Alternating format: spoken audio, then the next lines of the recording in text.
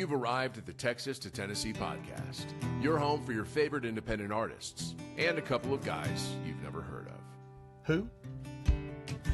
It was Texas, it was Tennessee. It was what I had coming to me. You were unlike anything. What's up, everybody? Welcome in to the Texas to Tennessee podcast. Thank you again, as always, to Evan Boyer and Adam Hood. I got my Adam Hood Christmas shirt on tonight. Not Christmas. It's not Christmas themed. I got it for Christmas. So my family contributed to the Adam Hood merch this Christmas. So that was nice. But welcome in, everybody. Tonight we are Steveless. Steve, and his, for those who don't know, Steve is in, Jared Morris's, camp, and they got a pretty badass opportunity, this weekend. Jared and the boys are opening up for Parker McCollum in Dallas, tomorrow night, which would be New Year's Eve. So I guess that's a pretty good excused absence for Steve to be out tonight, but, would like to thank Steph Maguire, homie of the podcast, for stepping in and co-hosting tonight. And our guest is Chris Matthews. Man, thanks for hopping on. Yeah, man. Before we get started, I just want to say thank you guys for the opportunity, and it's just gonna be a cool thing, man. I appreciate you guys putting me on a platform to just kind of talk music, man. I love that. Man, we would be doing that no matter if it was on a podcast or through a text message or something. We would, we would be bullshitting about something music related. So it's cool that we can hop on something like this and meet folks from all over the place. That's one of the coolest parts about it. So for the folks that don't know, let them know who the hell is Chris Matthews. Yeah, I am from Central Oklahoma, Bristow and Creek County. Man, probably been doing the whole guitar singer-songwriter thing for maybe 5 years now. I think it was right after COVID is when I kind of started. Man, just playing everywhere I can that pays me. It's just, yeah, man, it's just been such a fun time. And I just love where I'm from, man. I just love the scenery here. And I just don't have enough, nice things to say about it all. Well, I feel like Steph has been on, had her own version of this podcast. But I feel like we should ask Steph, give you a little good introduction for those that don't know who the hell is Steph Maguire. Oh, yeah. Well, I'm Steph. I'm an artist, songwriter first, and I also am a tour manager and have a pretty good experience in the touring world at a pretty high level. So I love helping other people kind of navigate that space and bridge the gap between, reaching out to folks that they can via DM because they're a homie and getting up to the bigger scales and kind of breaking some of those walls down. And yeah, my genre of favorite is Americana. So we are here together. Cool. I like that. Yeah, but that's one of the things that I think that stood out with Steph when we first started talking is, you're in Oklahoma, so half the stuff that you play is pretty, as far as the red dirt stuff, Texas stuff, Oklahoma stuff, it's all common to play, even in cover gigs out there. Oh, yeah. But in Nashville, that's not really what you think of to play on Broadway. And Steph was basically like, I play that shit too. I play that shit too. Right. Exactly. Yeah. If I'm gonna be down here, I'm gonna play what I want. Damn straight. Yeah. So that was one of the things I was like, hell yeah, I like that. Because, I'm sure it can be tough to, sometimes you got, in those gigs, they want you to play the same songs all the time and whatever. So to force some Sturgill or whatever, or Turnpike or whatever the case would be, it sounds obvious in Oklahoma, but it, in certain places it's not near as obvious. So it's nice. It's my civil duty. Well, one thing about as far as my neck of the woods, whenever I do this something similar like that, it's kind of, you start to realize who your crowd is, as far as, if there's 20 people in the room and two of them know who Sturgill is, like, okay, you know, now it's game on. We can play what we want to, you know, for sure. That's right. All right. Well, in honor of Steve, I'm going to ask the pie question. All right, and it's a musical pie, and it is made up of 4 sections. It is the songwriting, performance, studio, and then the business and the socials and everything else. Which one of those pieces is home for you? Oh, songwriting. Songwriting. Mm-hmm. Did you know that from the beginning? I think it kind of came with time, and it really just focuses more on kind of the region where I'm from. You know, I'm from Bristow, where there's, you know, the Skinner brothers, Tom and Craig, you know, cut their teeth at, and then just 30 minutes south of here is Okemah and Bearden, where, you know, cats like John Fulbright, Felker, Woody Guthrie. I mean, it's just the amount of songwriting that's in this area is just insane. And I think after years of, you know, observing, you know, music from a snow globe perspective, it just, everything just kind of made sense. And I think the songwriting thing is just, it's just what really makes this kind of music in this state just, you know, flourish, in my opinion.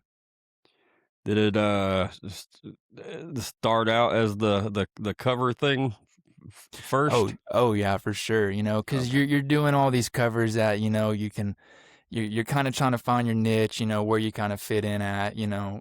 And I feel like as time goes on, you kind of pave your own way. But to really get started, you know, you kind of got to figure out, you know, okay, this is kind of what I'm grooving with more. Originally, I'm a drummer, so my buddy Jack White, Jack Waters, excuse me, he had a joke that, because he played drums as well, and he said, you know, I'm not a singer, I'm just a drummer that likes to sing. So I got my first kit at like 8 years old. I played till I was like 19, and then I transitioned to guitar, and that's when the songwriting thing was just that. It was just, it's all I wanted to do. It's Steph, you can take the next one if you want to, but is that a cowbell that I see kind of sticking its head out in the back there? Is that a cowbell? Back off in here? Not, yeah. Man, it probably is, man. There's no telling what's hanging up in here. Okay. I thought I was noticing there might be a cowbell and like a hi-hat stand or cymbal or something over there. Oh yeah, man. I got the whole trap kit over there. I got you. I got you. All right, Steph, you got one? Yeah, I just picked up on that you mentioned were a drummer. Was that first? You said drummer first? Yeah, I kind of do a little visual stuff because I like doing visuals and everything like that. I figure we can make it fun. Let's go. My dad and his 2 brothers did music growing up in the 90s and early 2000s. So even though, you know, I do, you know, Americana or country, I was really just rock based and a lot of hip hop as well. Like I love early, you know, 2000s, 90s hip hop. But originally, one of the bands that really grabbed my attention when I was younger was Deftones. So Okay. I wanted to be a drummer so bad because of Abe Cunningham, and I mean this whole album is just just holds up so well.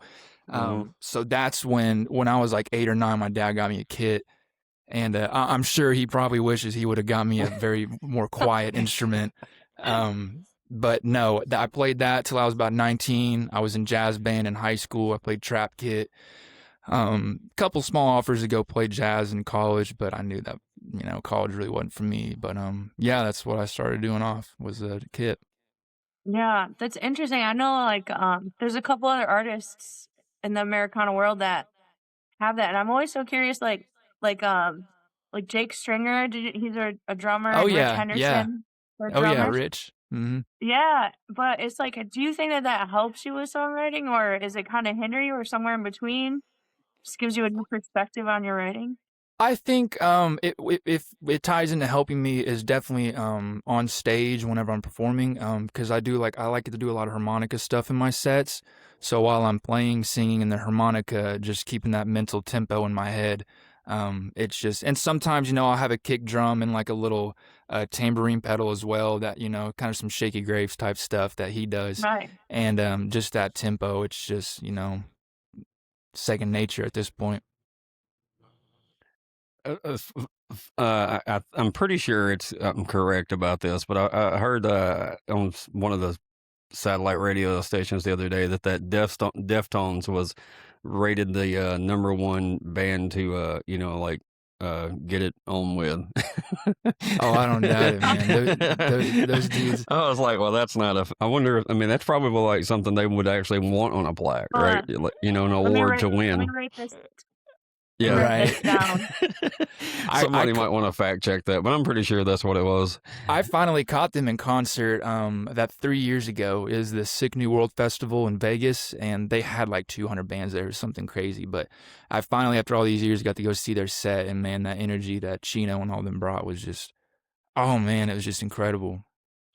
I always think that's really. It's interesting to me anyway that a lot of people start off with like a different style of music when they're younger, and then what they the music they end up releasing on their own is just just a complete 180. Yeah, that's an odd thing, because I wouldn't have even doing this podcast with this type of artists that we usually have on. I wouldn't have guessed that when I was 16, listening to, Seether and Godsmack and whatever else. I wouldn't have thought that. So yeah, that's right. And I'm just a bar, corner stage barroom musician, but I started off on drums too. Scared to stand up in front of people and sing because I didn't think anybody would want to listen. Right. So I can relate to parts of that. I'm not saying I was that good at it. I was a decent pocket drummer. There we go.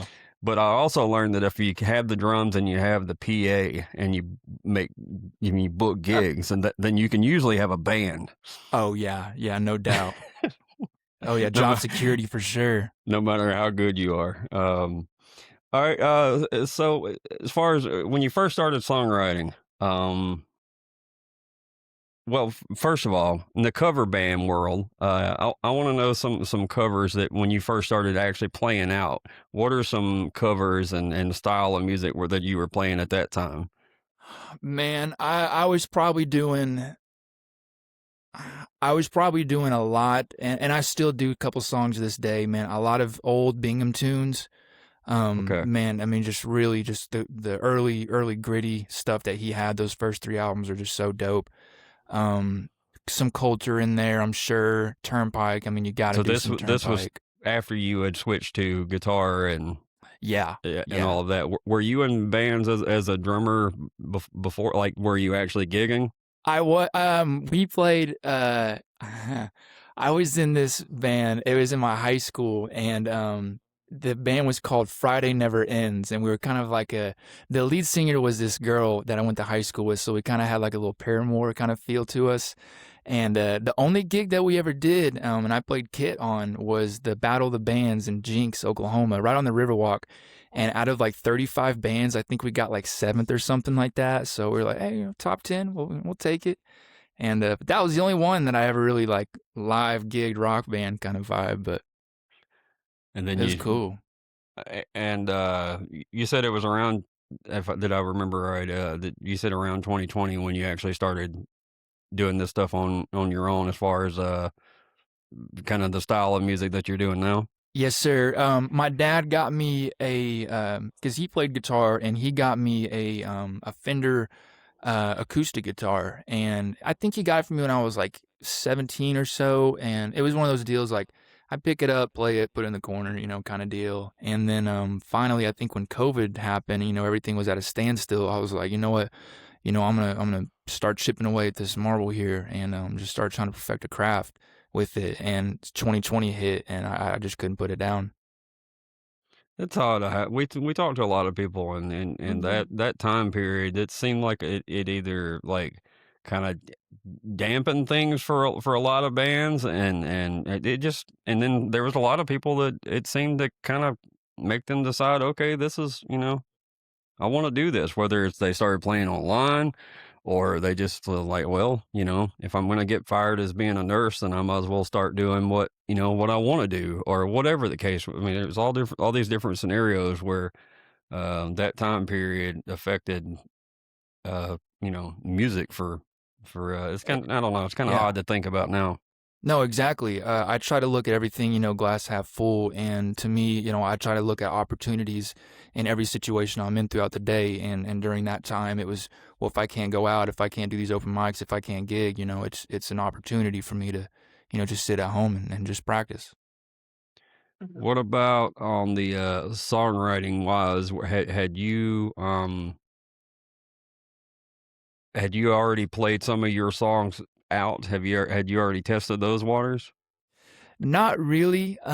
We did do a little open mic here in Bristow at Venue 66. So shout out them. They were one of the first places that ever let me, hey, you got a guitar, come belt some strings out, come do what you do. And I played a handful, I think, and I think even my physician from when I was little, he played like a little drum, like a little 3-piece little hi-hat snare and kit for me, and that was the first time I ever did. And man, I think that was, as soon as that happened, I was like, yeah, this is what I'm gonna do. So when did you, as far as playing your original songs out, and you knew that that you wanted to let people hear your originals compared to the cover stuff? Was it those open mics? Yeah, I think so. And even to this day, I'm blessed to be in the position that I'm in, but I still strive to go to open mics, just connections, meeting people, trying new songs out, just kind of seeing what works, what doesn't, stuff like that. But yeah, that first hit of those open mics, man, I was like, yeah, this is it. You got another question there, Steph? Yeah, there's magic in those open mics, man. I swear Together there with is, some folks. for Are there any sure. are there any in your area that you want to shout out? Because I feel like those venues that just create like a open space for musicians to get together are like the creation of pretty much what we're all take from there and keep it going. They're kind Yeah, of the starter out of all of us. So are there any absolutely. that stand out as good ones, or I, some I'll back sh- home you want to shout out? I'll shout out Fulkerson Jam and Drum Right, the Gene Collier Fulkerson Jam. So before COVID happened in Cushing, Oklahoma, was the Rip Riley, kind of, and all it was you just go to his house, and musicians would pull up with their guitars and stuff like that, their notepads, and just jam out. I didn't get to go to those because I wasn't in that scene at that time. But it would be cats, Felker, John Fulbright, John Moreland, Parker Millsap. I mean, some heavy hitters would go out to his house. And then when COVID happened, they stopped doing it. And a couple years later, I think about 3-4 years ago, maybe, was the Gene Collier Fulkerson Jam and Drumright. And it's literally in this little shotgun building in Drumright. And it's just as many musicians as this place can hold. And I've been going to it for off and on about the past year and a half or so. And if you guys don't know Gene Collier, he is, a troubadour to Oklahoma music. He's the one that really helped co-write a lot of Ragweed's most popular songs back in the early 2000s and late 90s. Like if you ask any, big time Oklahoma musician, who's the GOAT, they're going to say Gene Collier for sure. So every time I'm out there, I try to pick his brain a little bit, and I'm sure he probably gets a little bit tired of me being glued to his side, but I just want to know it all. But yeah, shout out to Fulkerson Jam for sure. It seems like I remember on one of the live Ragweed albums, I was as you were saying that, I can't remember which one it is because I've had dinner and work today, so the gerbil is moving slow at this point in time. But yeah, it seemed like one of the live Ragweed albums they shout out Gene, and I can't remember which one that For is. sure. I wouldn't doubt it. In fact, when they did the Boys from Oklahoma show in Stillwater last spring, they had Gene jump up there on stage in front of, whole, Boom Pickin' Stadium, and he got to go up there and, wave and play some songs with them. So I wouldn't doubt it, man. That dude's an icon. Growing up, did you realize the kind of talent that had been, past and present, that had been around your area, or is that something as you've gotten older you've come to appreciate more? Or Oh, for sure. When I got older, because like I said, I was so submersed in a bunch of rock and '90s rap that I wasn't focusing on what was going on here. I really didn't listen to a lot of country and stuff. Oklahoma based. So I was missing out. On all the ragweed, stuff like that.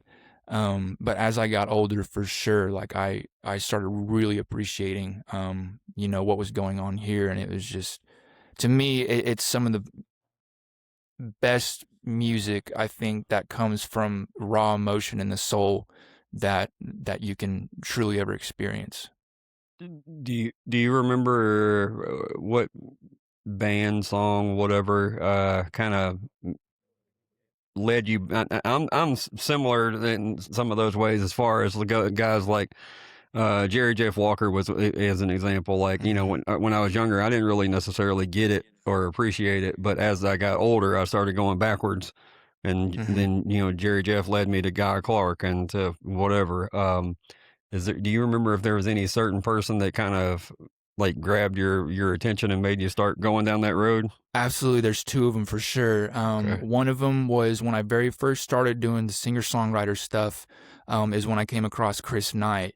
And oh man, it's just, in my opinion, he's your favorite artist. He's Probably. he's Yeah. he's the dude. And so the first song I ever heard from him was Jealous Kind, and just the imagery that he would put in your head, the sad lyrics, but with the major happy chords. I was just like, man, that's just, to me, if I could translate it, it would be, I'm a huge Outkast fan, and so they would do a lot of that stuff, a lot of more happy melodies. But I mean, even Andre, Three Stacks said in Hey Ya, he said, y'all don't really care, you just want to dance. And then during a little break, because the song's a super depressing song, and then it's just high strung, whatever. But to hear Chris Knight do that, in his own way, just blew me out of the water. And then I think the second group was, I had a family member give me a stack of old vinyls, and I think a junior in high school maybe, and I was kind of thumbing through them and stuff like that. And I remember this one was just a super dope cover, and I was like, man, we'll throw this one on, and spun it, and it was the flutes, the sax in it, the melodies, the strumming patterns, the hammer on, hammer offs blew me away, and it was Marshall Tucker. And to this day, man, I if there's a Mount Rushmore of country artists, man, Marshall Tucker, those cats got to be on there. Yeah. I could. I don't know. I kind of feel like sometimes because of playing the redneck bars, you've heard "Can't You See" so many times. I love it, man. But I think I kind of I think I overlook them to a point. But then then when I actually do hear something that's new to me or whatever, then I start falling down that rabbit hole. Because it's like Leonard Skinner. If the only Leonard Skinner song you knew was "Sweet Home Alabama," you'd be like, "Oh God, these guys." Exactly. But if you know when you know the rest of the story, it Yeah. changes everything. Once you flip to that B-side, and you hear those tracks that aren't so popular, the ones that barely made the final cut, like one of them, The Last of the Singing Cowboy, man, that's one of my favorite Marshall tunes. And it's just, Very cool. man, those cats are just, they actually, so Bristow, my school's like a 3A size, there's maybe 4,000 people here, but we have, the Freeland Center, Performing Arts Center, and about 4 years ago, they came to Bristow and played a show, and these old dudes didn't even have a set list. They kind of just looked at each other like, "You guys want to play?" And it was incredible, man. That whole place was packed out. Been there, done that, right? Yeah. So, and Steph, I didn't mean to cut you off or after that open Oh mic no, you're fine. question either. But Well, I was curious, like you said, so Marshall Tucker and I completely agree. Underrated. What are some other, like, especially if you have any in your like Yep. hip hop world, like what are some underrated, either influential artists or like artists that you're seeing now that are underrated? Thank you. Yep, I was waiting on this. Ah. Man, the first. Uh-oh. He's got a show and tell for this one too. I am. Good Look deal. at this. Man, I love this. the first. Before I show you this one, I'll show you. This man is prepared. This was It's a the type A man Quimini, right there. the Quimini album, Outcast, man, they had, Return to the G, Rosa Parks, Liberation with CeeLo Green. This is when Outkast was doing so many different things that a lot of hip hop groups really weren't doing at that time, and they really didn't know how to, take this group. And they ended up winning, best new rap group off this album, and I love it. It's one of my favorite award show speeches. Was 3 Stacks got on stage and he just said, the South is here, this is it. And but this was the first really hip hop album I remember listening to and just being like, I need some of that. And so years later, I get into, I think, 8th grade. I'm at a buddy's house and we're kind of just having music playing in the background. And this was one of my favorite albums by him. But Mac Miller was one of my favorites of all time. Rest in peace. I saw him in concert twice at Kane's Ballroom. Dude was just insane. But the music that he was making from 17 to 26 in his short life was, just nothing short of just greatness, in my opinion. And a lot of people, they really don't like it when artists kind of, start going different routes on albums, but I always have respect for it because they want to, branch out and, expand their knowledge of music. And Mac wasn't scared to do that. He'd release, a jazz album, or, he'd release, something you just more, experimental. And I really like that. Yeah, I don't. That's one thing that's I think about like Sturgill. He's kind of been all over the map musically. Love it. Yeah, Johnny Blue Sky now, isn't he? Yeah, I'm not really sure exactly what the deal is with that. I would like to know their actual backs. I'm curious if it's like I'm not making the correct money off of Sturgill Simpson, so I'm just going to be Johnny Blue Skies and still make a shit ton of money. Like I don't know. You're selling two merch, two different T-shirts. Sure. No, last time I went, there wasn't a speck of Sturgill Simpson merch there. Really? It was all Johnny Blue Sky. But I'm not sure. I'd like to know. We got questions, buddy. We got questions, Sturgill. Right. But also, when he kind of went off, when it wasn't straight country what we're used to with him, it took me a while to come back around and appreciate necessarily. Let me rephrase that. I appreciated that he was being an artist. It just wasn't necessarily what I loved. Exactly. But then as time went, like I started falling back. I was like, okay, this Sailor's Guide album is pretty damn good. Pretty good one. Yeah. It didn't take that long to actually start appreciating him being an artist. Yeah.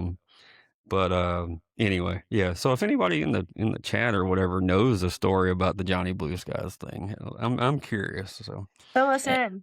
Yeah. I really, like I said, I respect artists so much for doing stuff like that, because to me, when I make music, I don't make it for a certain group. I really don't make it for anybody. I make it for me because it's something I love to do, and if people can get behind it, cool, man, dope. I'd love for you to come to a show. And so when you see these artists, that branch out, kind of do 180s with their sound, to me, that's just them saying, I'm very passionate about what I do, and this is a form of, therapy, pen to paper, and this is what I love to do.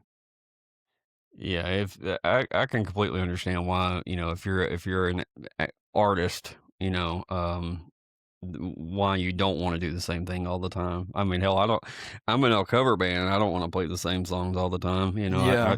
I'm always, I'd rather not stick to the 40 song playlist. So that's right. But speaking of songs, we're almost about to the halfway point. And Chris is going to be kind enough to play us a song tonight. And we'll get you, before you get rolling on it, kind of either before or after the tune, give us a little backstory on it. Yeah, for sure. This one's probably one of my favorite ones to do. It's the first song off their first little project I ever released, so it's got some sentimental value to it. When I'm writing songs, to me, it's kind of unorthodox. It's more of gravitating towards, feeling and just, building something out of, your environment that you grew up in. And this is a shout out my boy Travis Parker, man. This is one of his favorite songs that I do too. I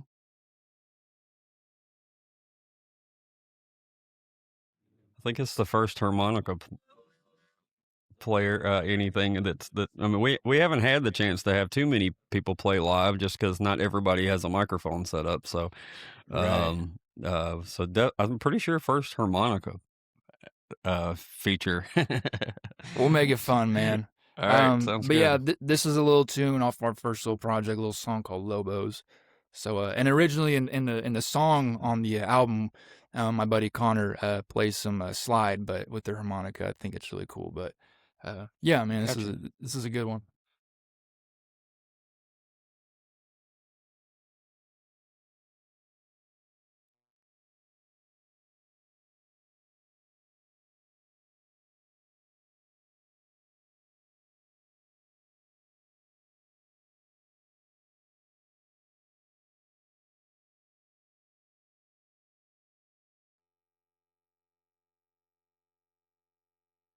Hush now, baby, don't make a sound. I'm hearing Lobos all around. Curse the luck, what damn on fear. By the end of the night, I won't be here. By the end of the night, I won't be.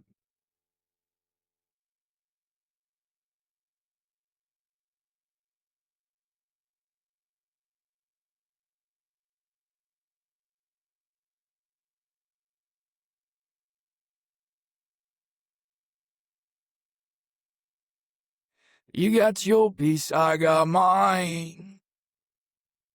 Head to the woods with a bottle of shine. Hear the hounds, they're coming soon.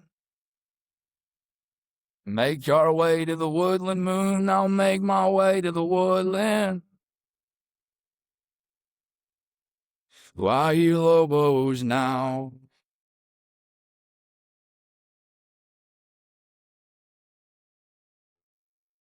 Why you Lobos now?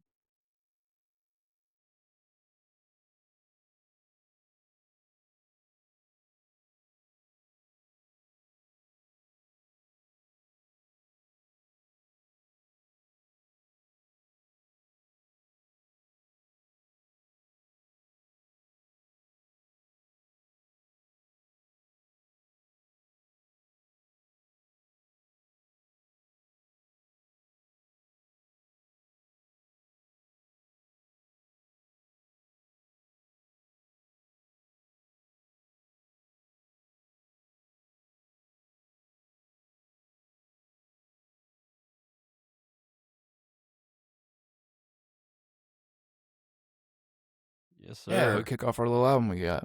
Thank you. Yeah. Nice. Very nice.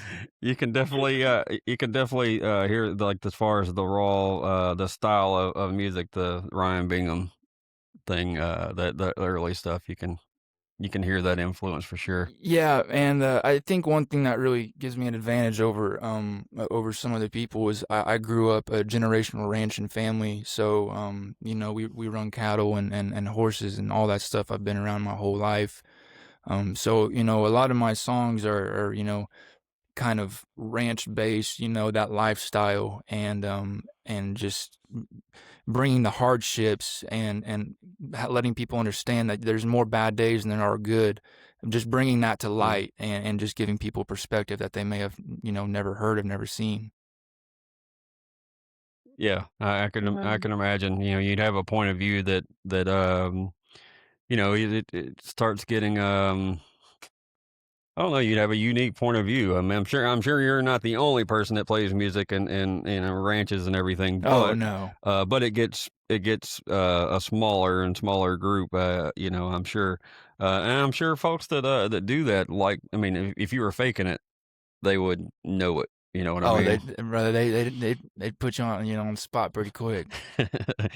I'm sure it's big, you know. I'm sure it's a lot like writing cowboy songs and not actually knowing what the hell you're talking about. They'd sniff out the fake pretty quick. Yeah, yeah. You ask them what a Honda is on a ranch, and they'll, point to a Civic. I'm like, no, man, I'm talking about your road. What you got? And yeah, stuff like that, man. Good deal. And your homie Heath popped in the chat too when you were playing that song. So, Oh, cool, man. um, Shout out Heath. all right, Steph, you got something? You Yeah, got a I'm kind question? of curious to see. So, Oklahoma, do you feel like there's an Oklahoma sound as someone from? Because I can say from the outside looking in, I have my opinion, but I'm curious what yours is. Like, is there like a sound to the Oklahoma scene? I think, yeah. I think every kind of,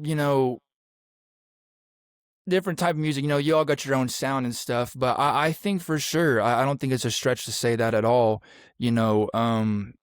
Woody Guthrie, a lot of his stuff was, him telling the truth, and a lot of people really didn't like that. But that's just, you get your cats like, Gene Autry, was here in Bristow for a little bit, during his little spill. So when you get, a group like that, that really starts build the building blocks and foundation of early music, I think that kind of does put your region, kind of, this is kind of what the sound's like. And, Mhm. but it's very interesting, you go from singer-songwriter Americana or country or anything like that to more, rock based. You had, All American Rejects, they're like an hour away from my house. Kings of Leon, other bands like that you can tell they have this sound that no one really else kind of has. And, but I mean, yeah, to answer your question, a long story, yeah, I think for sure it's not a stretch to say that at all. Hmm. What stands out to you on that stuff? Because I mean, you've been in the Nashville world off and on for a while, but you're a Northeast lady. So Yeah. what I mean, what are you hearing when you ask that question? I think it's for me so interesting. The more you travel and the more you hear different sounds, it's like almost like an accent. You can kind of almost hear little subtleties in people's accents where you're like, I know exactly where area of North Carolina you're from, or like I can tell you're from not just the West Coast, but like exactly where. And I Yeah, think music is kind of like that too, where there's just like certain things that are just kind of signature to the area. I yeah, think kind of Virginia Americana has, and of course there's outliers, right? And there's, like a conglomeration that equals an average sound, but I think there's certain sounds of like North Carolina country Americana. I think definitely the Ozarks have their own kind of yeah. grit to it. Mm-hmm. Texas, we all know, has kind of their own kind of signature sound, I guess. Not to say that every artist from Texas sounds like that, but I think Oklahoma, I think the biggest standout names are like what's taking the mainstream is like the Zach Bryans and stuff, but there's something to that sound that's a little deeper that I think I've got a couple kind of Yeah. kind of signature things that are just they just sound like Oklahoma. A, Like a lot of it, and I got a tune coming out, on this new little record that we're doing. A lot of it really stems back to, a lot of these cowboys, it would start off with them just writing poems, during, Hmm. hardships of, trail riding, you're moving, 300 head, 600 miles or so, a lot of them would just jot down and just write all these, cowboy poems. And then, either they'll get a guitar, or, somebody might have a guitar and they'll kind of pick and strum a little bit. And to me, Oklahoma, it's just, that's where some of the best music, the early, stuff like that yeah. really, really gave this state, which was so slept on musically for so long. And I think now it's getting to a point to where we're starting to get some recognition. Yeah. I agree. I think for me, like from the outside looking in, it's almost like the simplicity is the thing.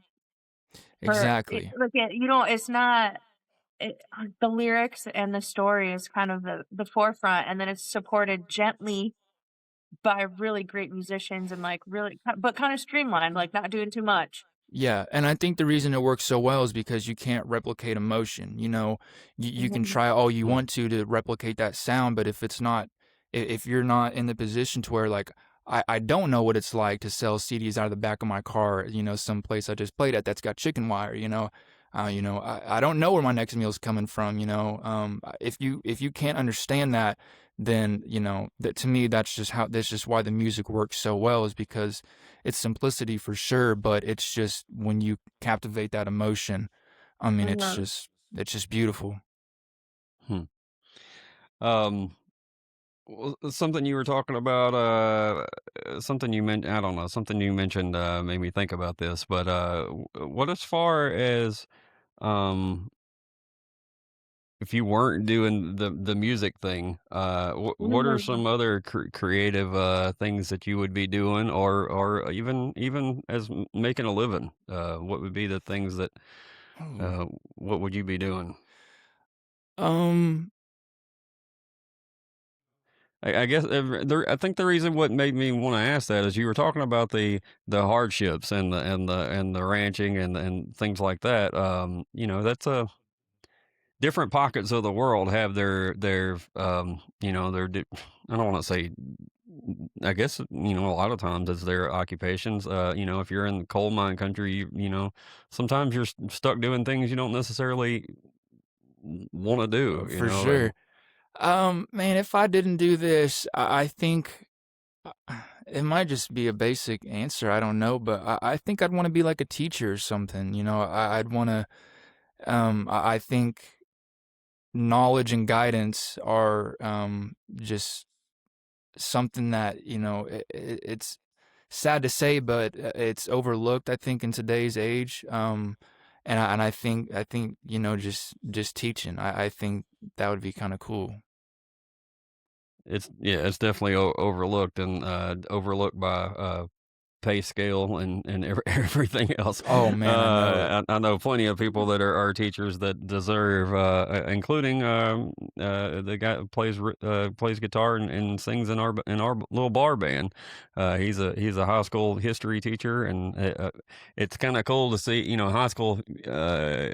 He's It's not too many years after they graduate when he could actually see them at a bar. You know what I mean? So Yeah. it's kind of funny for them to come up to him and like, "You were my favorite teacher," and it's, Hey, I find but again, I think he deserves a hell of a lot more money than he makes because you can literally tell, I can tell firsthand that he has a big influence on these people. So for sure, man. Funny story, really quick. This was a couple years ago, and I'll leave names out of this, but he was my math teacher in high school, and I loved him, man. He really cared about teaching, but I was probably 3 years deep into what I'm doing now, and he ended up coming out to a show in Tulsa that I was doing, a little acoustic set, and he ended up buying me like a shot. We took a drink and stuff like that, and he was just I always remember that, man. That was always cool. I could imagine. It's always nice when it's some of my favorite teachers in school anyway were people that seem like people. When they Yeah, treated yeah. you like a person, and you could BS with them about whatever a 17-year-old can BS about, but still, Yeah. yeah. Did you Uh, did you play music in school, Chris? Or did you like take any instruments up when you were like before? I know you mentioned you really got into it during COVID, but Yeah, I played trap kit. I played, drums and jazz band. So that's basically what I was kind of doing oh at the yeah, you time. said that. Was just from Mhm. fresh for eighth grade, really, to senior years when I was just playing trap kit, and yeah, that is just a lot of that, a lot of drumming. I got you. So the people that you were in high school with didn't necessarily know that you were wanting to, or you probably didn't know that this is kind of what you wanted to do. I knew. Oh shoot, probably fifth or sixth grade. I was like, something music is what I want to do. Like, it's just to me, it just makes so much sense. The universe flew through me so much easier whenever I knew like music was what I was wanting to do. And but I think it kind of shocked a lot of people whenever I was really starting to kind of do it. Everyone was kind of curious when I first started off, and then now I think they're like, okay, yeah, I can't imagine him doing something different. Understand. I understand. My stuff with people that knew me in school, and then when they actually saw me playing music out, or whether they were like, I never would have thought you would be doing such a thing. Exactly. Yeah. You didn't talk to anybody in school, and now you have a podcast. Yeah. So, Exactly. It's funny how it works, man. It comes full circle. well, don't worry, I'm still awkward. I just give less Yeah. of a I give less of a shit about being awkward now. That's right. I embrace the awkwardness. But man, we're gonna kind of hop into some rapid fire questions in a minute. But Cool. you mentioned new music. You want to kind of talk about that a little bit more? Yeah, absolutely. We cut all the demos here at my house. I got a little recording set up, so we got all the demos tracked. I sent them over to my buddy Cade Roberts. He was a music producer at the Church Studios. Shout out to Church Studios for a little bit, and now he's got his own thing going on at his crib. So he's gonna, take the reins on this album and give it a sound that I think it really, really deserves. We're going to be a little experimental in this kind of sound, but I think the payoff is really going to be something incredible. And it'll be a little 10-track, 11-track, little LP. But I think, get ready because it's coming. And I think people are really going to like it. So you're shooting for somewhere around mid 2026, somewhere in that area. Mid 2026 is what we really like to do, and of course, I could say that all day till I'm blue in the face. A lot of musicians say that, but that's kind of Yeah. what we're working for sure. I understand. You gotta shoot for something. Yeah, that's right.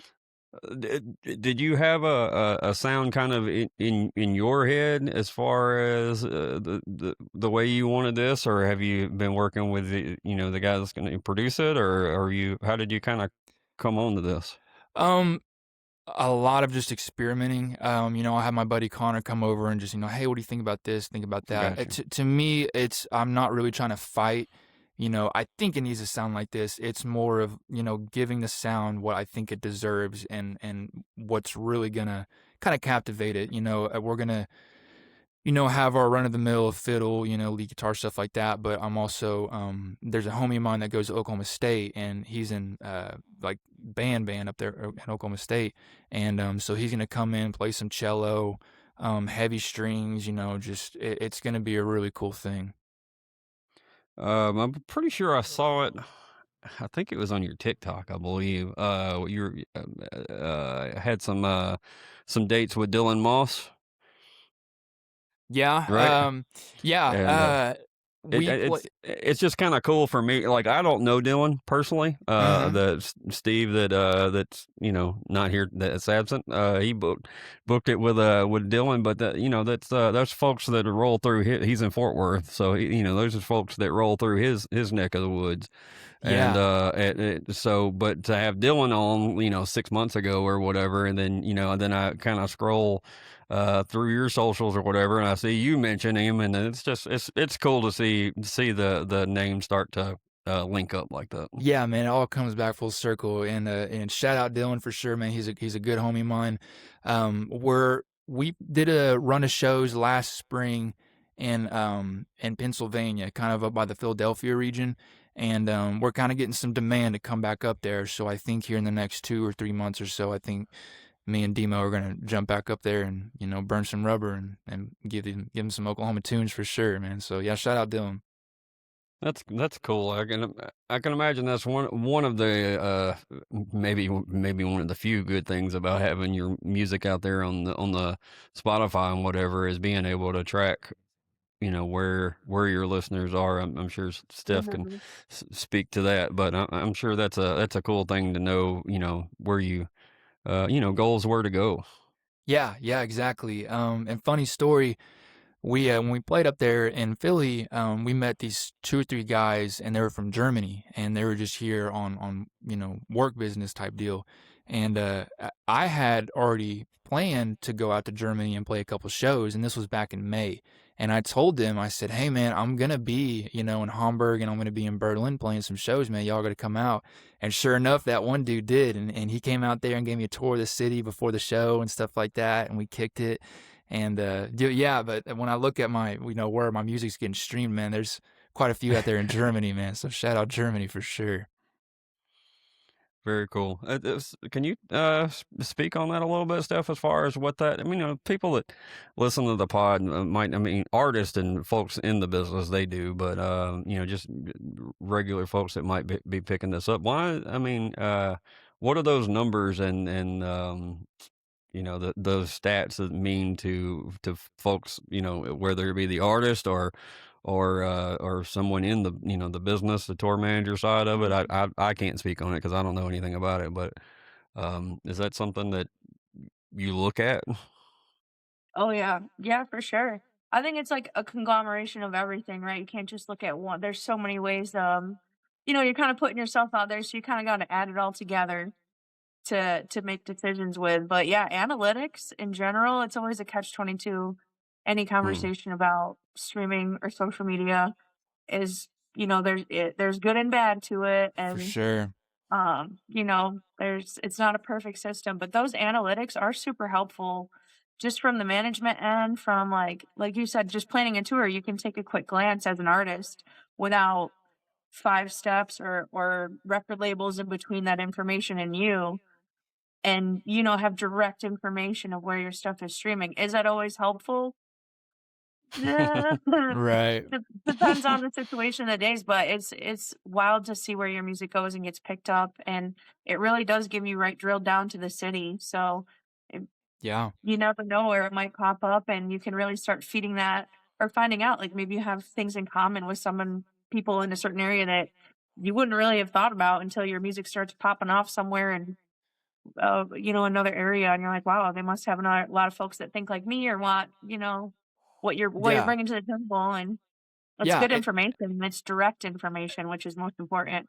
Exactly, and to touch on the social kind of aspect of things, if it was up to me, I'd still be, putting up posters on telephone poles. Like I really want to, work hard at this. And when I first started doing it, people were posting a lot on TikTok, and to me, that just if I didn't do music, I probably wouldn't have social media, to be honest. But I've now figured out, that's just a move, in 2026, basically, like that's kind of what you got to do.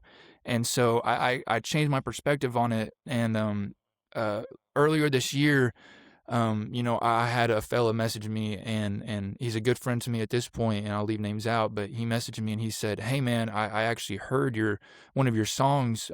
He was on Jared Moore's Spotify radio, and one of my songs came on there." And he said, "I've been in a really dark place lately," and that song, man, it really helped me out. And that's when I stepped back and understood that this is something bigger than I kind of imagined. Who am I to kind of hold what I do back from people if it's helping people? So, now I've kind of changed, pivoted a little bit to where I'm trying to post more, because you don't know whose ears you're gonna reach out to and help. That guy reaching out to you, whether it be a dark situation or happy or whatever the case would be, but that guy reaching out to you is something that's going to stand out to you.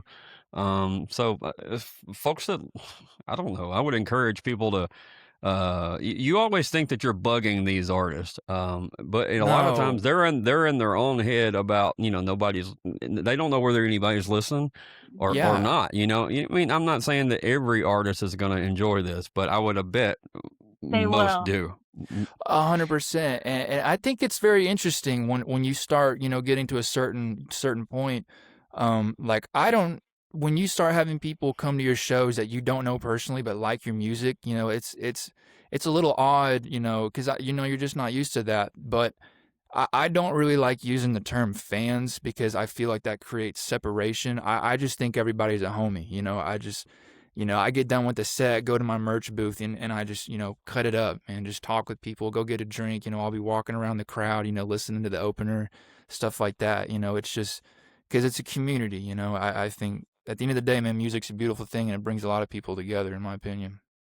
Mm. So yeah, and encourage. We talk about people meet. Mhm. Go to the merch table. Buy some merch. Go shake a hand, whatever the case would be. But but how that can be uh fuel for the artist to keep on rolling too. But even on the socials, I would imagine getting those comments like that, and then and little nuggets of information help you keep on going too. Yeah. Yeah, absolutely. And you're talking about the homie thing. I'm pretty sure you mentioned Rich Henderson earlier. Rich, Alabama guy.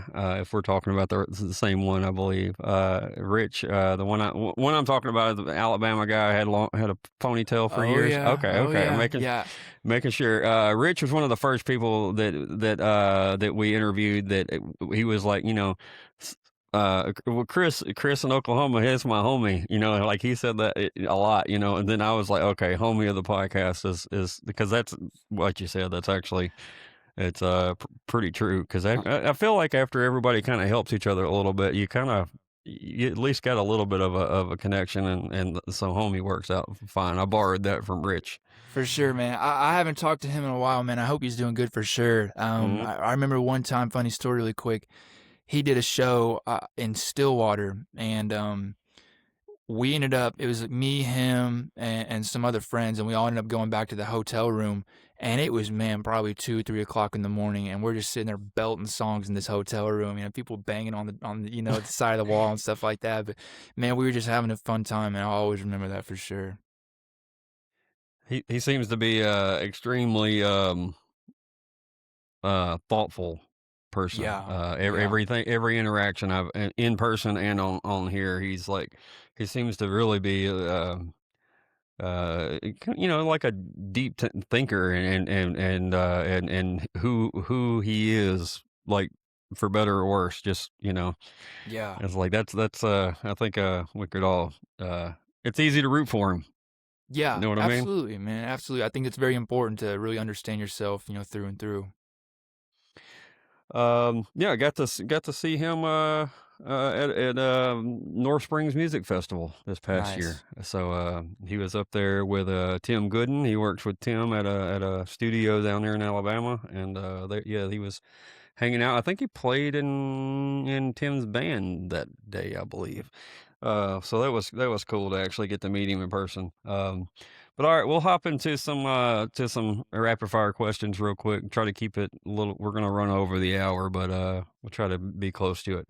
Cool. Whatever you think of off the top of your head for these, not a big deal either way. Steph, if you think of one you want to throw in, I know we didn't give you much time to prep for this, but if you think of one or whatever, yeah. All right, so Chris, you can have dinner with any historical figure. Who would it be, and what are you gonna eat? Historical figure. Okay.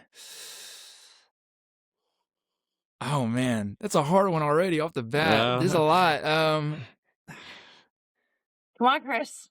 I don't know. I think, man. I think John Wayne would just be cool. I think that'd just be too cool not to have a meal with John Wayne. And I think just a OG steak, shot of whiskey. I want to hear the stories that this guy can say. Not a bad answer. All right. First concert that you went to, period, and then first concert that you paid to go. First concert I ever went to, I was 6th grade, and my dad took me and a friend, and I was a really big fan of them at the time. The only reason I knew them was because I knew the drummer, or the lead singer was a drummer for another band back in the day, but my dad took me to go see Foo Fighters, and they played at the BOK Center in Tulsa, and Motorhead got to open up for him, so I got to see Lemmy before he died, and I got to see Taylor Hawkins before he passed.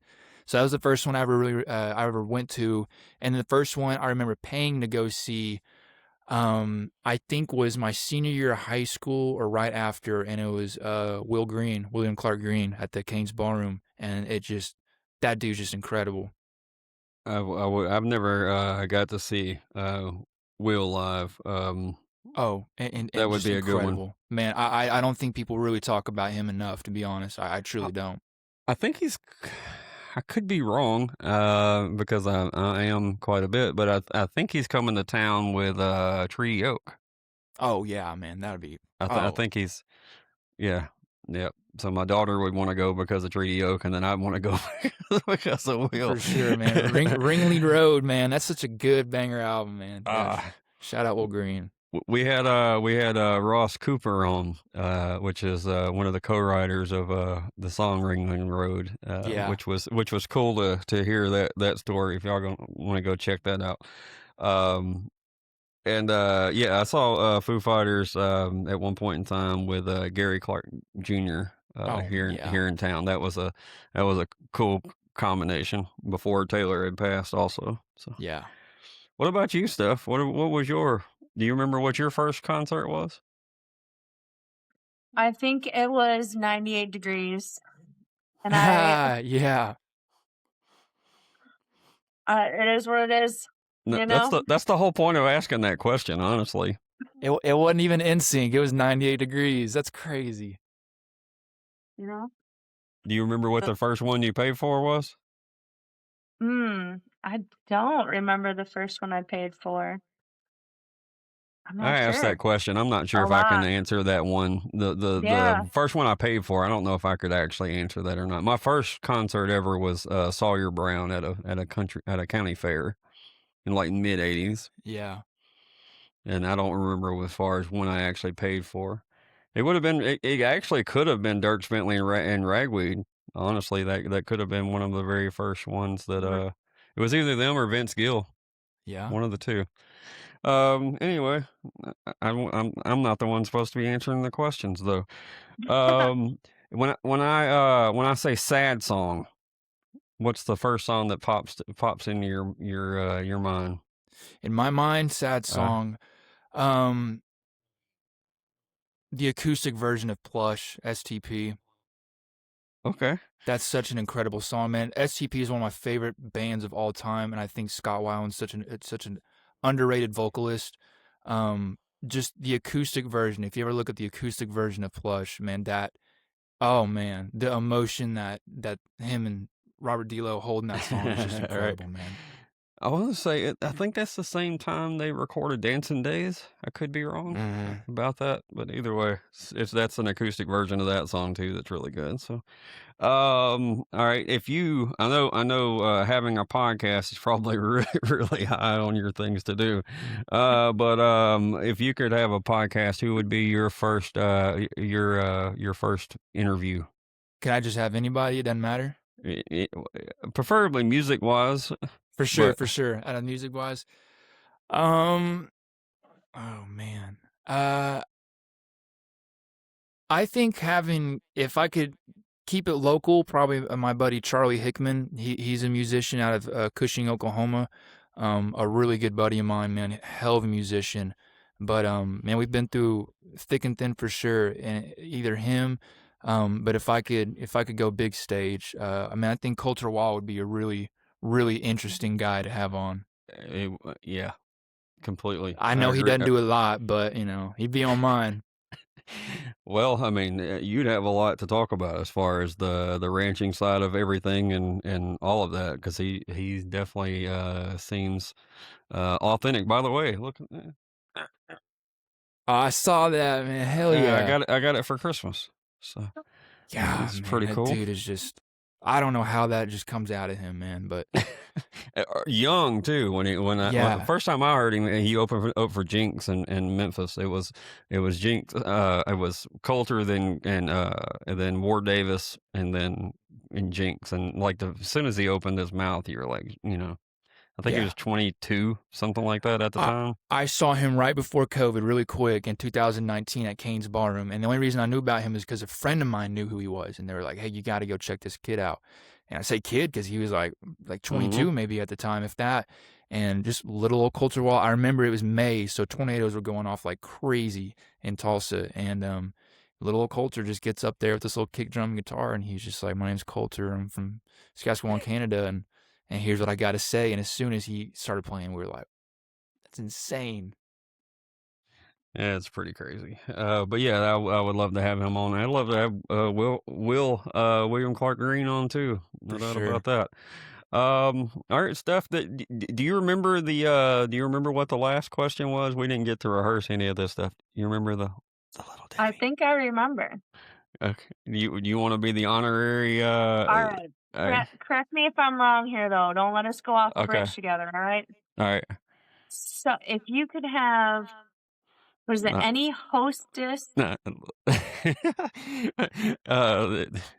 Well, I can't text it to you. Your You're on your favorite? phone. Little Debbie. Little Debbie.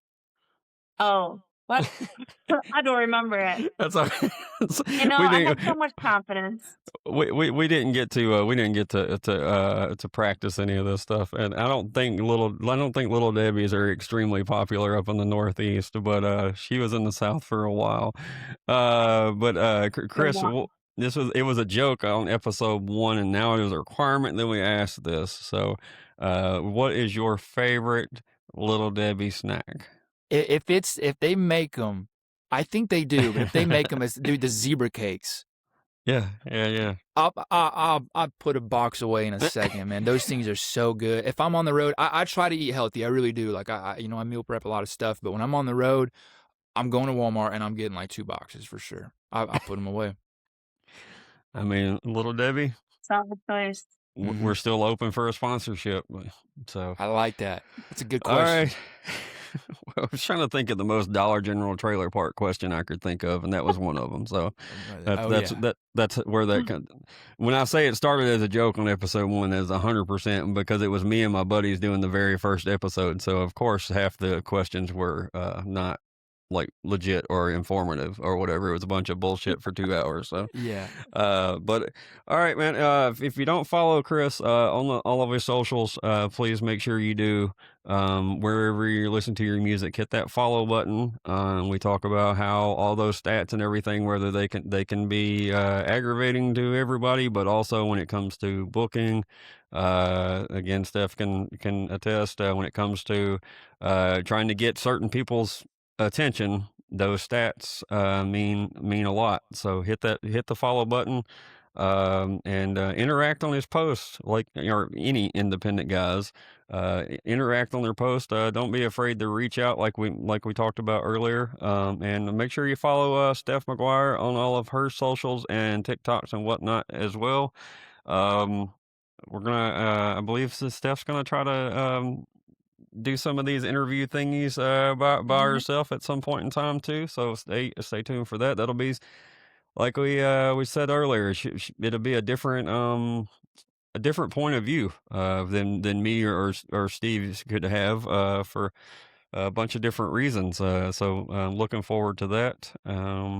Yeah, Chris, thanks for coming on, man. Yeah, thank you guys so much, Steph. So I appreciate it. And you guys have a blessed new year. And yeah, man, I hope to see you guys down the road for sure. Appreciate it. No problem. We'll see you. Cheers, Chris. Thanks for hanging out. Thanks, guys. I appreciate it.